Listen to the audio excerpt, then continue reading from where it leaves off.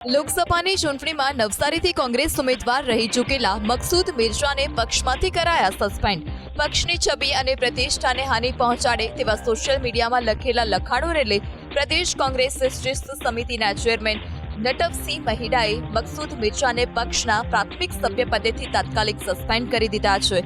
Maqsood મિર્ઝાએ social media પર પ્રદેશ પ્રમુખ અમિત ચાવડાએ નૈતિકતાના ધોરણે રાજીનામું આપવા અને કોંગ્રેસની ઘોર ખોદી નાખી હોવાના પણ લખાણ લખ્યા હતા.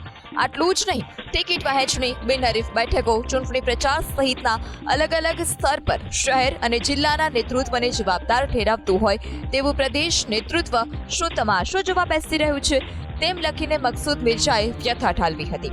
પક્ષે સસ્પેન્ડ કરતા મકસૂદ મિર્ઝાએ કહ્યું કે પ્રદેશ કોંગ્રેસ પ્રમુખ અમિત ચાવડાને અરીસો દેખાડ્યો તેનું પરિણામ છે.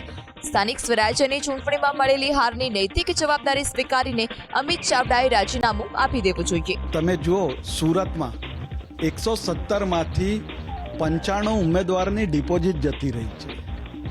નવસારીમાં તમારી 5-5, 7-7 જિલ્લા પંચાયત બિનહરીફ થઈ જાય, તાલુકા પંચાયતો બિનહરીફ થઈ જાય, એક નગરપાલિકામાં મેન્ડેટ ના પહોંચે.